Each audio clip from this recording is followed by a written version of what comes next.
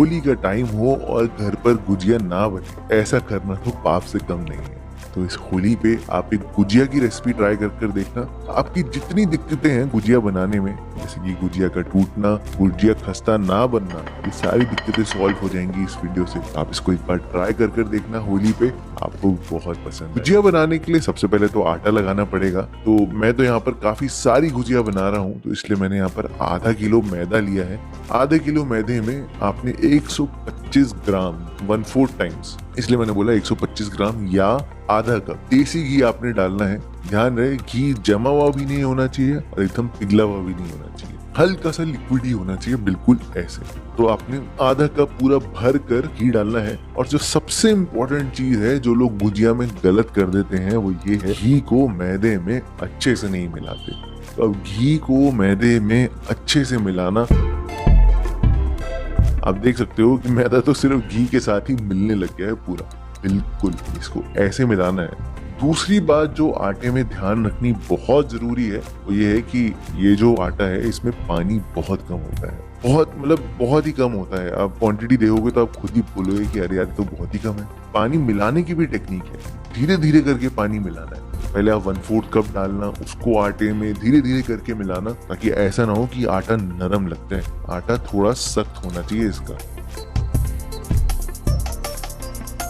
फिर मैंने बाकी 1/4 कप पानी और डाला है, उसको भी अच्छे से मिलाया है। और इसमें टोटल जो पानी लगेगा वो बेसिकली 3/4 कप पानी लगेगा। अब आपकी क्वांटिटी थोड़ी वेरी कर सकती है, मैदे के ऊपर डिपेंड करता है, लेकिन 3/4 से 1 कप के बीच में। इससे ज्यादा पानी आप बिल्कुल मत लेना आधा मैदे में, बहुत गड़बड़ हो जाएगी। इतना आपने पानी डालना है और आटा आपने अच्छे से मल के लगा देना। थोड़ी सी आप मेहनत करना और आटे को अच्छे से मल लेना।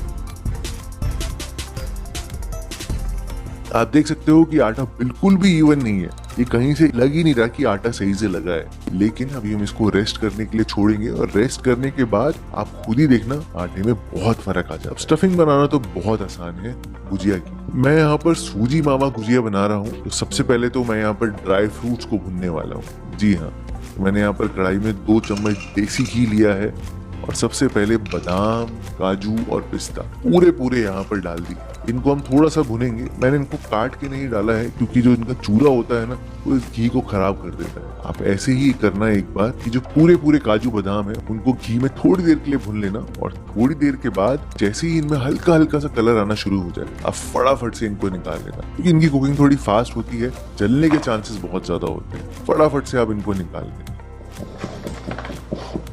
इसी घी में मैंने अब यहाँ पर डेसिकेटेड कोकोनट भुनना है, यानी कि सूखा नारियल घिसा हुआ वो भुनना है। इसी घी में मैं यहाँ पर भुनने वाला हूँ। इसको अब यहाँ पर डाल देते हैं और लो फ्लेम पे लगभग 2 से 3 मिनट तक आप इसको फटाफट से भून लेना। बेसिकली जब तक ये ब्राउन होना शुरू नहीं हो जाता तब तक आप इसको अच्छे से भून लेना। अब इसी कढ़ाई में नारियल के बाद मैंने यहाँ पर आधा कप सूजी डाल दी है और आधा कप सूजी को भी मैंने ब्राउन होने तक भून लिया है। ध्यान रहे सूजी को थोड़ा सा टाइम लगता है भुनने में। अगर आप इसको लो फ्लेम पर भुनोगे तो टाइम तो लगेगा, लेकिन हाँ लो फ्लेम पर ही भुनना, एकदम सही से तभी भुनना। आप देख सकते हो कि सूजी कितनी बढ़िया तरीके से ब्राउन हो गई है ना। तो बस ये सब चीजें तो हो गई और ड्राई फ्रूट भी ठंडे हो गए हैं, तो उनको फटाफट से चाकू से चॉप कर लेते हैं। अब बस इनको रफली चॉप कर लेना और एकदम बढ़िया से ड्राई फ्रूट्स तैयार हैं गुजिया में जाने। और इस लो फ्लेम पे मैं यहाँ पर लगभग आधा किलो मावा डालने वाला हूँ। आधा किलो हम यहाँ पर खोया डालेंगे और खोया जैसे ही थोड़ा सा भुन जाए, हल्की सी भुनावट आ जाए, फिर आप यहाँ पर किशमिश डाल देना। किशमिश के साथ साथ मैंने यहाँ पर 2-3 इलायची का पाउडर डाला है। अब गैस को बंद कर देना और अब बाकी चीजें भी डाल देना इस गरम खोए में, जैसे कि ड्राई फ्रूट्स। पहले ड्राई फ्रूट्स को अच्छे से मिला लेते हैं खोए के साथ, ताकि सारी तरफ ड्राई फ्रूट्स अच्छे से फैल जाए। फिर आप यहाँ पर लगभग 1 कप तक बूरा या 1 कप चीनी, दोनों में से आप कोई भी डाल देना और इसको भी पहले खोए के साथ अच्छे से मिला लेना। अभी खोया गर्म है तो अगर चीनी खड़ी भी होगी तो पिघल जाएगी और ऐसे चीनी सारी तरफ अच्छे से फैल जाएगी। फिर आपने यहाँ पर सूखा नारियल भी डाल देना है, उसको भी खोए के साथ अच्छे से मिला देना। और अब लास्ट चीज, ध्यान रहे ये सारी चीजें मैंने गर्म खोए में ही डाली है। लास्ट चीज आपने डालनी है सूजी। भुनी हुई सूजी आप यहाँ पर डालना और उसको भी खोए के साथ इन सारी बढ़िया बढ़िया चीजों के साथ अच्छे से मिला लेना। मैंने यहाँ पर थोड़ी मोटी सूजी यूज करी है तो सूजी भी यहाँ पर फूल जाएगी और एकदम गल जाएगी। तो बस सब कुछ अच्छे से मिलाने के बाद इसको थोड़ी देर के लिए ठंडा होने के लिए रख देते हैं, जब तक हम देखते हैं कि हमारे आटे का क्या हाल है। आटा आप देख सकते हो कि अब काफी नरम हो गया है। कहाँ इतना सख्त आटा था और कहाँ इतना नरम आटा हो गया है। तो इसको थोड़ा सा स्मूथ आउट कर लेता हूँ, लोई तोड़ना और उसको पतला पतला लंबा कर देना ताकि इनसे हम छोटी छोटी लोइयां निकाल पाए। मैं तो इसको ऐसे कर लेता हूँ और बस इक्वल साइज की लोइयां तोड़ लेता हूँ। बस अपने हाथों में ऐसे मल के आप इसको स्मूथ आउट कर लेना और आपकी जो एक एक गुजिया का पेड़ा है आप ऐसे पहले बना लेना ताकि आपको बेलने में भी आसानी हो और गुजिया बनाने में भी आसानी। तो एक एक करके मैंने ऐसे सारे पेड़े रख लिए हैं बना के।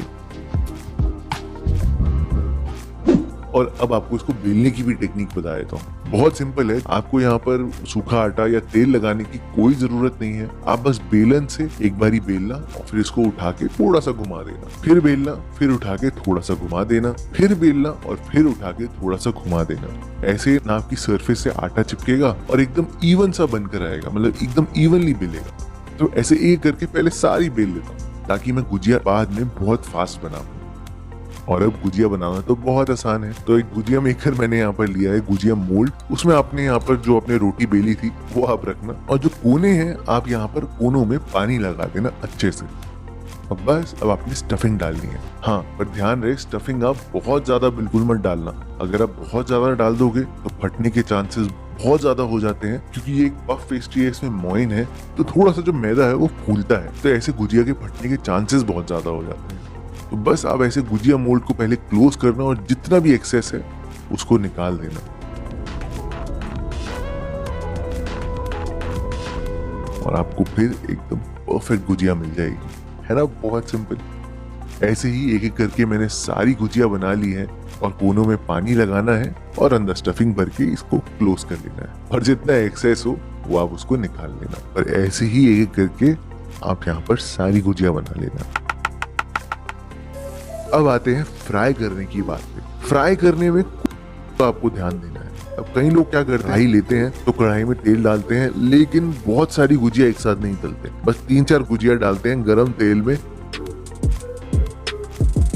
तेल उससे ना तो सेट होता है और गुजिया ऐसी हो जाती है, यानी कि उसमें ऐसे ऐसे बबल्स आ जाते हैं, ऐसे ऐसे निशान आ जाते हैं और सही से बिल्कुल भी नहीं पकती। तो ये तो बैच पूरा खराब हो चुका है। तो ध्यान रहे तेल आपको एकदम गर्म चाहिए और आप काफी सारी गुजिया एक साथ डालना ताकि टेम्परेचर ड्रॉप हो जाए और गुजिया को हम लो फ्लेम पे आराम से पका पाए। गरम तेल में आपने गुजिया डालनी है, काफी सारी एक साथ डालनी है और फिर गैस को लो करना है और लो फ्लेम पे आराम से आप इनको पकने के लिए छोड़ देंगे। थोड़ा सा पेशेंस चाहिए गुजिया बनाने के लिए। आराम से ही आप इसको पकाना लो फ्लेम पे ताकि अंदर तक अच्छे से पक पाए।